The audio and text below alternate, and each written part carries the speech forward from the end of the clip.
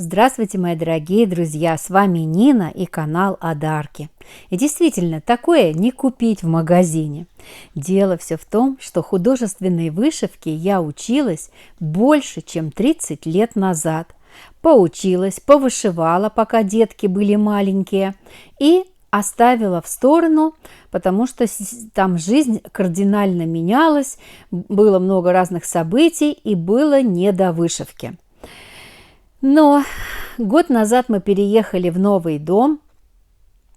Если интересно, зайдите в Инстаграм на мой профиль adarki.msk. Я сегодня провела эфир, показала вам, как выглядит наш дом, ответила на много вопросов.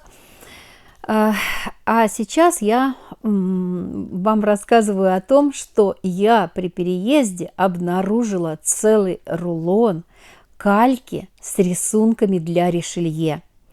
И как-то я тоже вам говорила, что мечтаю это искусство, это ремесло восстановить в своей памяти и обрести этот навык снова. Вот хочу и все, не знаю, зачем это мне нужно, вот хочу. Ну и, естественно, повторить вышивку, художественную вышивку, поскольку я уже вышивала подобным образом, но немножко в стилизованном виде.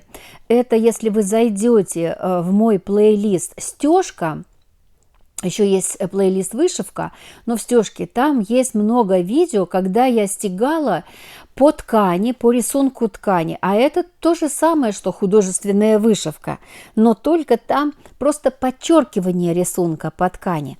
А здесь мы создаем на чистом поле рисунок и его раскрашиваем.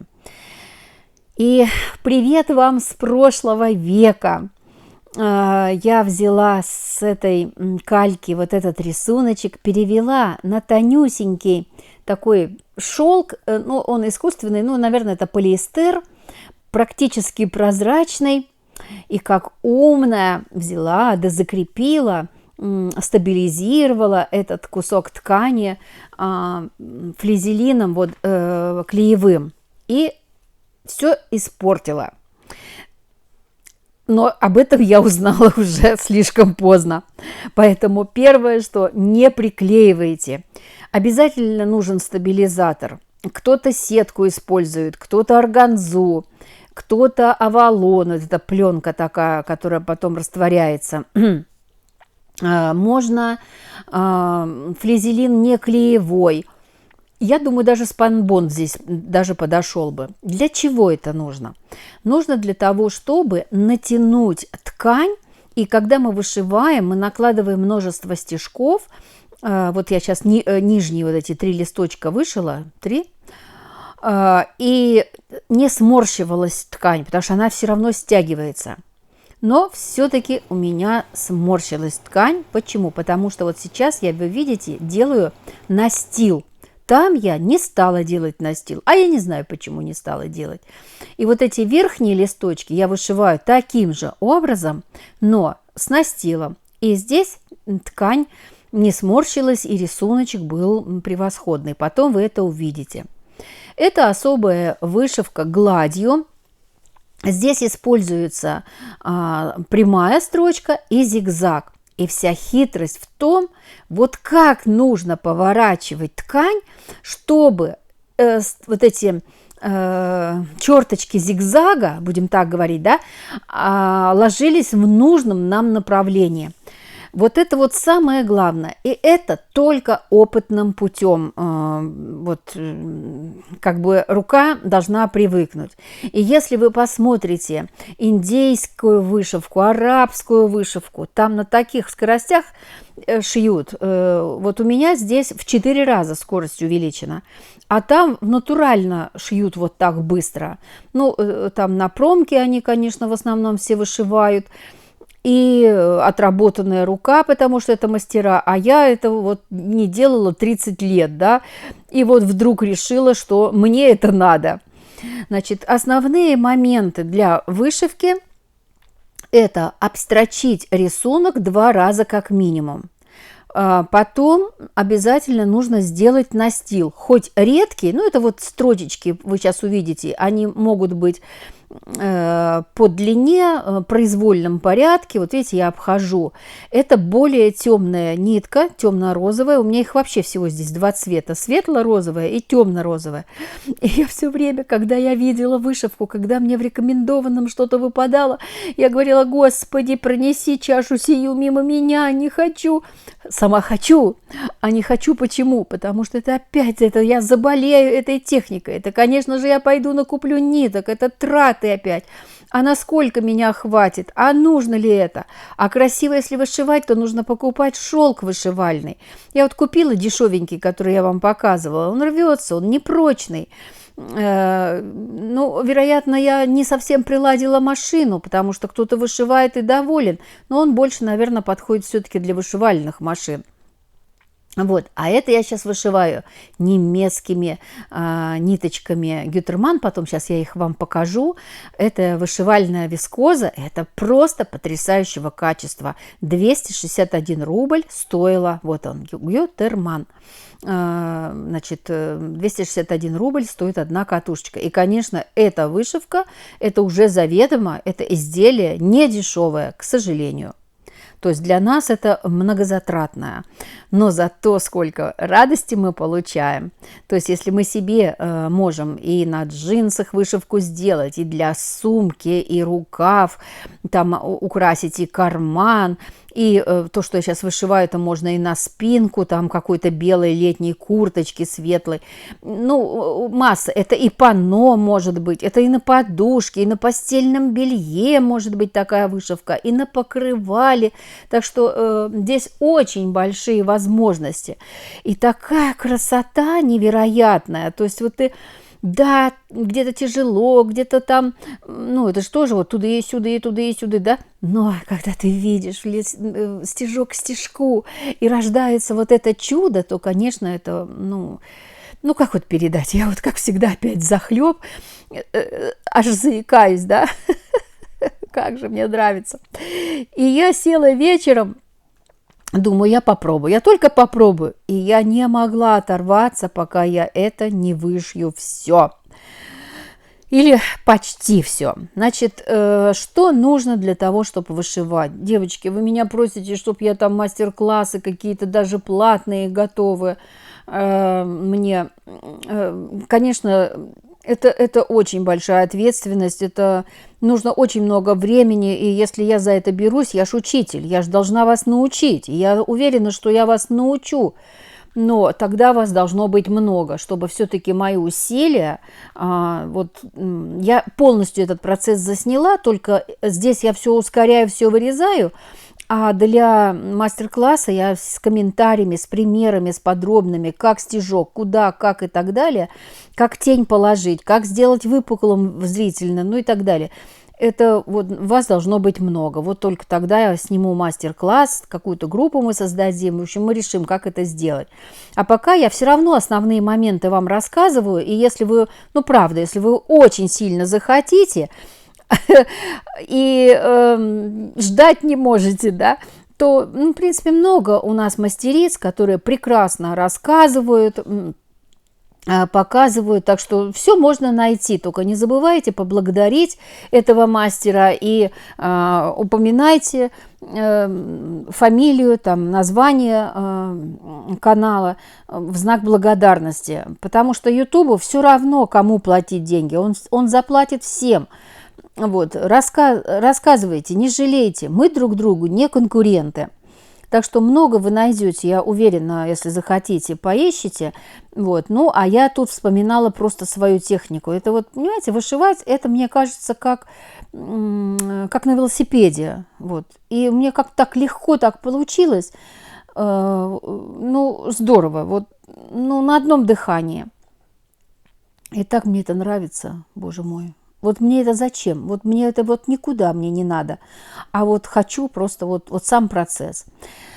И какие основные моменты? Смотрите, если у вас вертикальный челнок, то в челноке ниточку надо натянуть потуже. Как проверить? Вы дергаете за нитку, и челнок должен висеть без движения на нитке. Ну, если чуточку скользнуть, чуть-чуть. На 0 все строчки ставите, на 0. и прямой строчкой шьете. Когда вы включаете зигзаг, то у зигзага вы только включаете длину стежка. Где-то она покороче, длина стежка нужна. Вот сейчас вот я максимально длинными. Вот. И направление – это, ребят, либо это мастер-классы, смотрите, изучаете, да, или покупаете, либо отрабатываете сами. То есть это должно быть до автоматики. У меня еще пока этого автоматизма нет. Но хорошо то, что я сейчас сама все вспоминаю, и я вот это вот все понимаю, и я легко могу это объяснить. Так, натяжение нити. Верхняя нить ослаблена практически до нуля.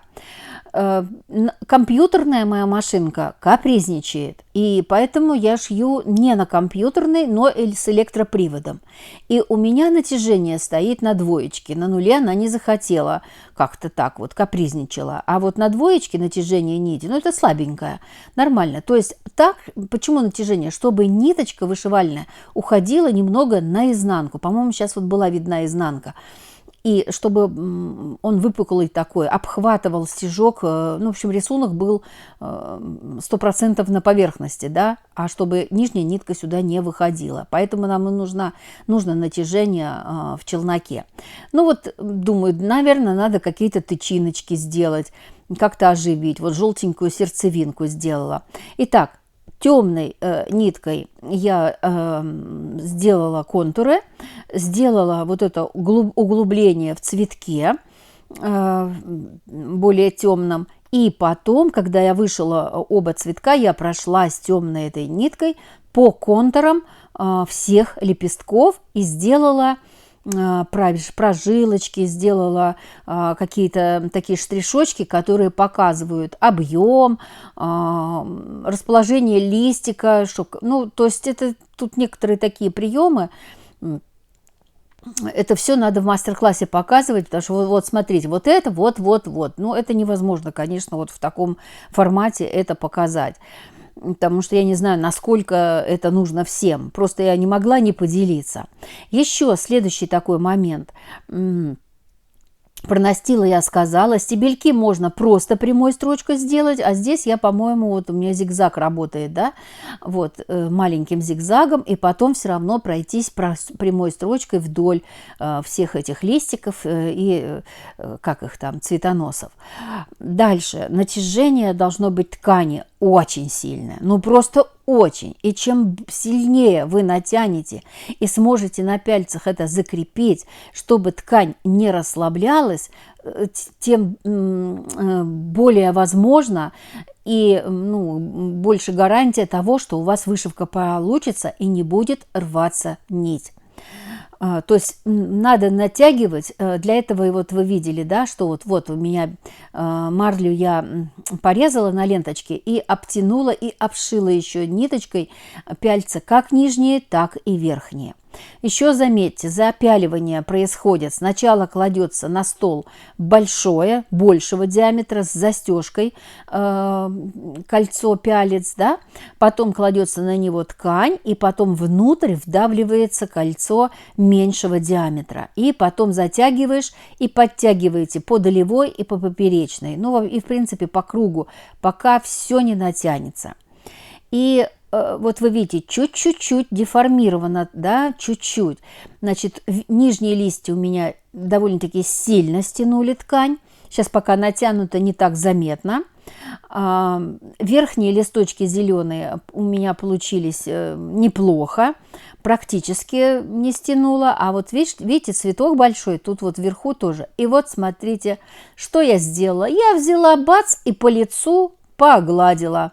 А вышивку нужно гладить и разутюжить. Ну, забыла. Разутюживать с изнаночной стороны. Аккуратненько. Потому что нитки – это же химия, это синтетика.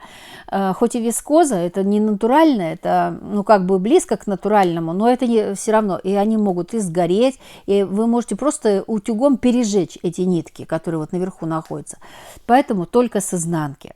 Ну, а дальше Я знала, либо это будет панно, либо это будет что-то такое плотненькое, поэтому я этот свой рисуночек, вышивочку свою положила на белоснежную термостежку, сколола, все цветочки, лепесточки приколола, и все, сейчас мы все вот эти огрехи замаскируем, все исправим. Вообще желательно, я вышиваю белой вышивальной вискозой, делаю шарики, просто белоснежный тон и белоснежными ниточками. Можно было бы стиплингом, но мне захотелось так немножко покрасивее сделать, хотя стиплингом тоже можно сделать очень красиво.